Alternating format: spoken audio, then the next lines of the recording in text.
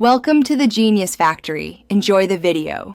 You'll start by confirming prerequisites so the update can proceed.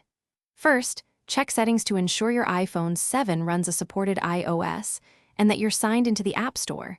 This avoids blocked downloads.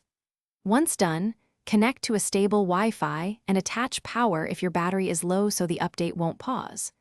Now open the App Store and tap your profile icon at the top right to reveal available updates and continue to the next step. Now find Google Meet in the App Store update list and focus on why you're updating, bug fixes, security, or new features. Scroll through available updates or purchased apps and locate Meet. Glance at the version and changelog to confirm relevance. If Meet shows update, tap it to start. You can also press Update All to refresh multiple apps. While it downloads, monitor progress on the app icon and ensure Wi-Fi stays connected.